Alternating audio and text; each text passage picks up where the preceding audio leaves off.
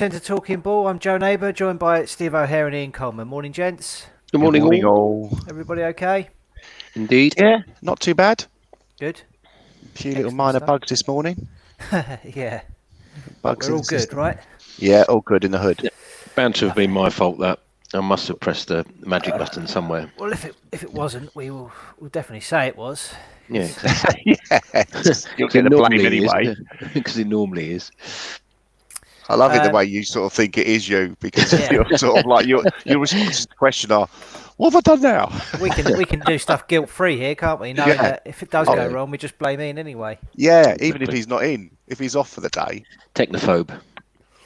Okay, so any immediate headlines to address, or should we just get cracking with some FX roundups?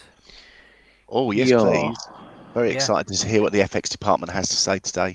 Go on then, take it away. Okay, well, apart from the ones that Joe caught yesterday, we didn't really get a lot in FX majors, to be honest. Well, we didn't get any. We didn't hit any of our support or resistance levels. I think that we are getting a lot of these cipher patterns that I've got up on my screen. I know a lot of our group, a Telegram group, a lot of them don't really look at cipher patterns, or they don't like cipher patterns, but I like them when they line up with our support and resistance levels. News-wise, we've had a bit of easing in lockdown measures in Italy and Spain. Italy have announced 4.5 million people going back to work. That has not seen a boost in the euro. And then China, I believe it was overnight, so they've called their bluff with regards to the Secretary of State, saying that they've got evidence with regards to the coronavirus from where it came from.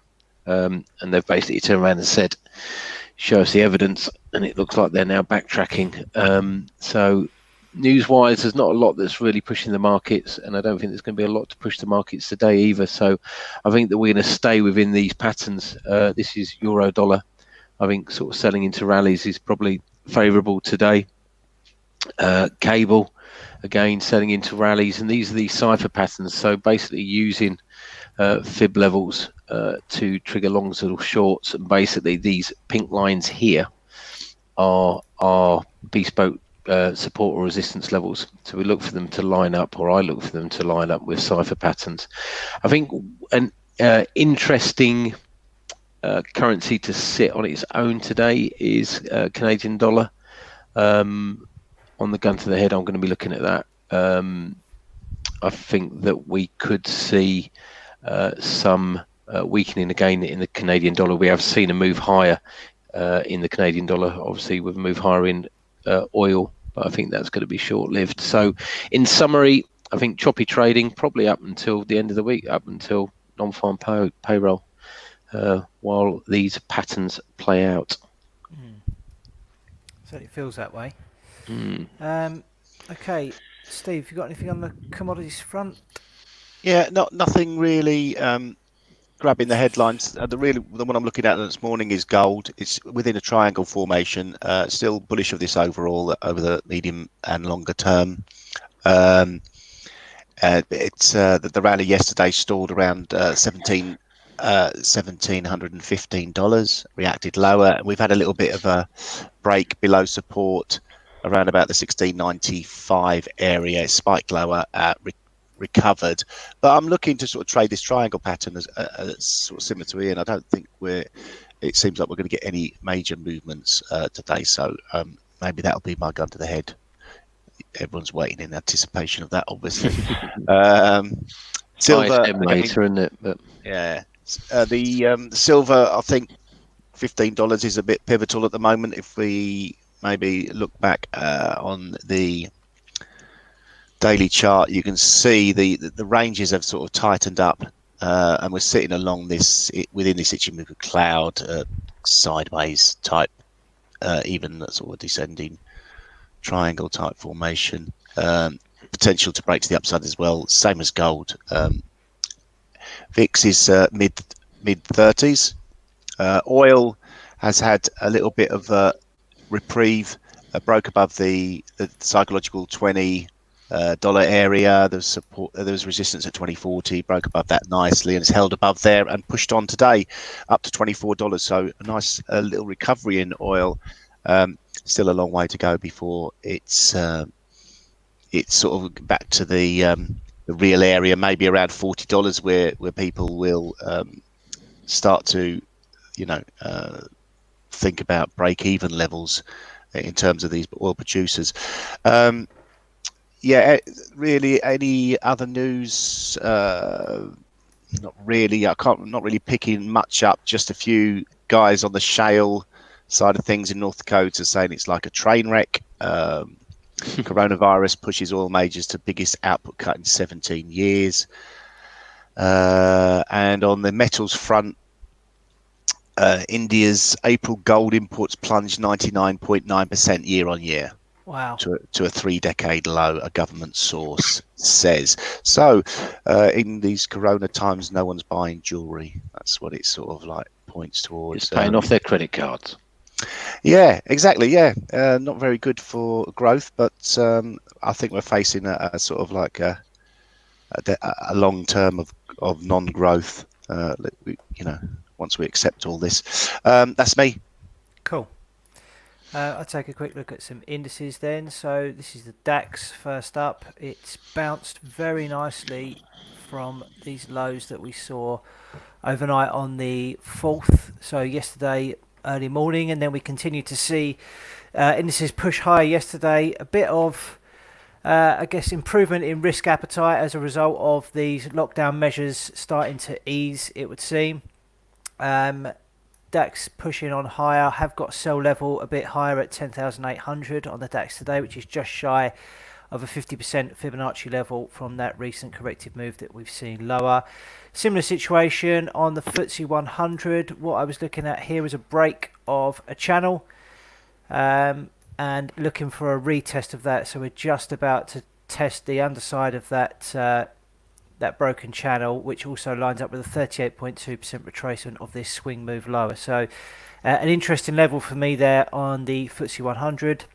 That's where our intraday analysis is today. I might be looking at that for a gun to the head attempt as well. So I think the upside still remains fairly limited on indices, and the main reason for that is if we take a look at these daily charts, was based on this bearish outside candle that we saw on the daily chart on the FTSE last week, and we're going to need to do some work to overcome that before I can start getting bullish, I think.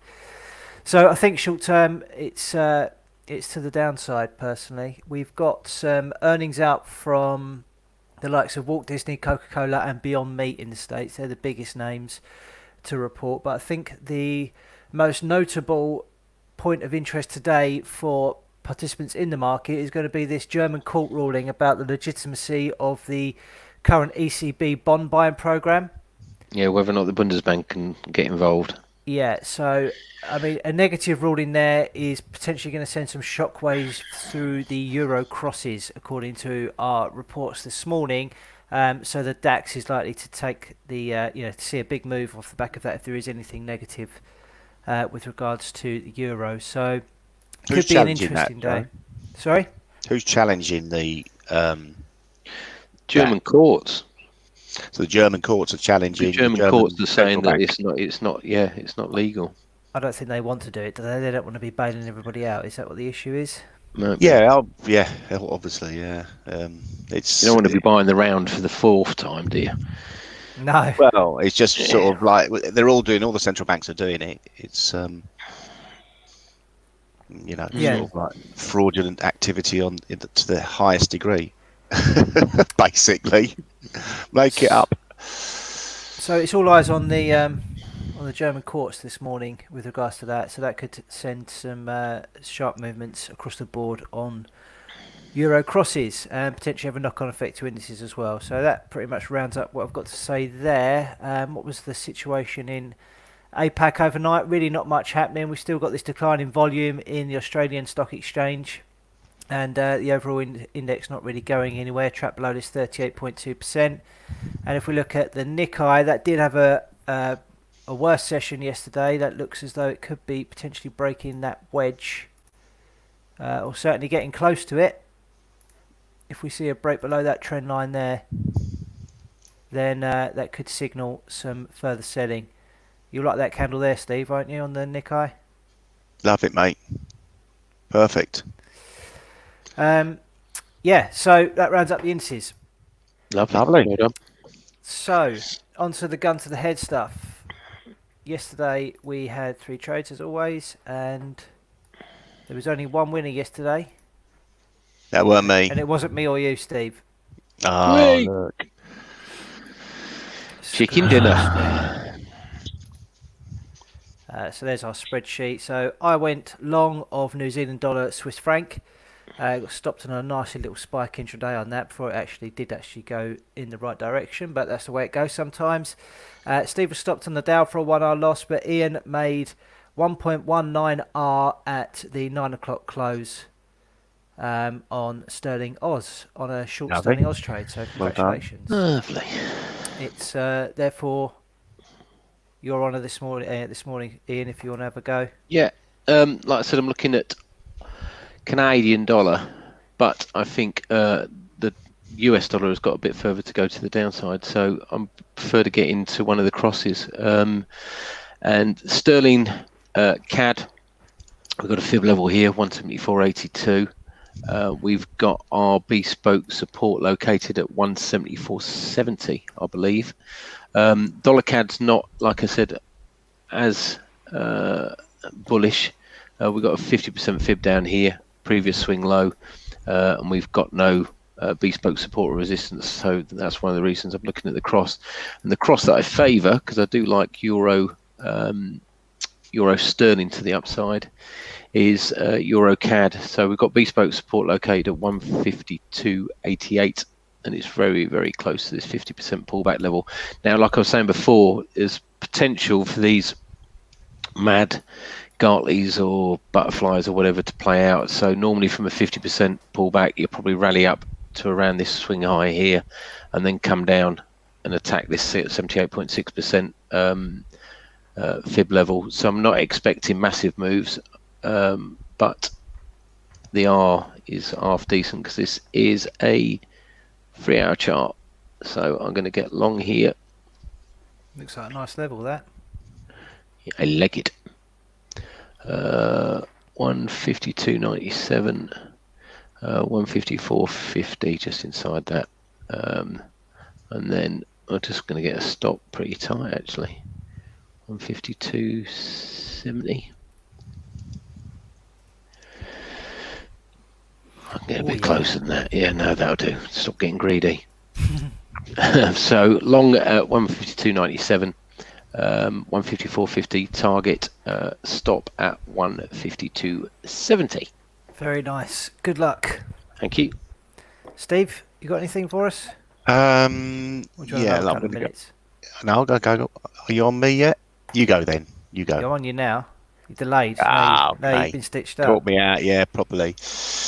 Okay, yeah, I'm going to go with gold. Obviously, as you all know, I'm very bullish of gold, but a little bit of a pullback this morning. I'm going to get in here at 16.98, target 16.73, and I'm going to have a stop at. I'm going to bring the stop in.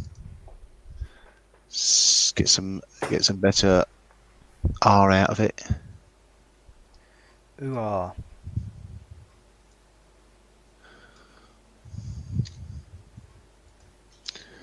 How's that worked out?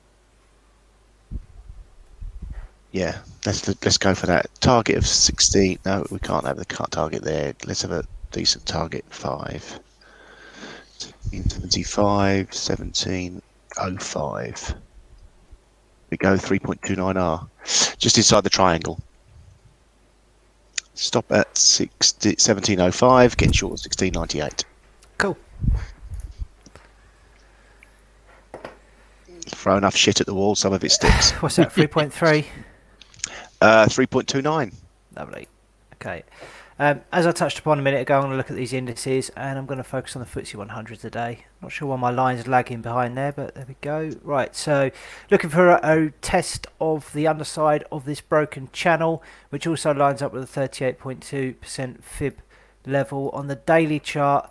Just to quickly go back to that, got this big bearish outside candle that formed on the 30th of April below the 50% fib retracement of the entire down move that we've seen since the start of the year. So bearish outlook on FTSE, looking for a decent level to get short. On our intraday analysis, it's a bit higher at 58.67, but jumping in now at 58.49 with a stop loss at 5900 and a target down to that recent swing low at 56.65. So the risk reward ratio of 4 on that. So looking for 4R. Good luck. That's my trade for the day. Like it. Good luck if you're following. Okay, so I think we've covered most of the news there. I don't know when the German court ruling is coming out. We'll try and post it into our groups if we get any inclination of when the timing on that will be. Elsewhere, as Ian touched upon, there was a bit of tension still with regards to US and China. The China Times calling out the Secretary of State Pompeo, saying that he's bluffing, and then, as you said, Ian, they've backed down a little bit on that. So we'll wait and see what happens. If there's any more inflammatory comments each way on that one. Data-wise today, we've got UK Services PMI at 9:30, then we've got US trade balance at 1:30, following by a fairly big number from the US, which is the ISM non-manufacturing PMI, which is due at 3 p.m. Just going back to that Bundesbank, on FX Street at 8 o'clock their time, which is 9 o'clock our time, it says German Bubba President Weidmann speaking. So now, basically. Oh, okay, let's get the squawks up and running and see if we can get any headlines from that then. But, whether or not he's on time or whatever. If you know what I mean. Quite efficient, the Germans. They are quite efficient, the Germans. I was going to say that, yeah. Yeah, they won't tolerate any lateness, I wouldn't have thought. Okay, we'll keep an eye on it. And hold on a second. German court enters to deliver ruling on ECB. That was at 9:01. Okay. So German court enters. Does that mean they're just going in?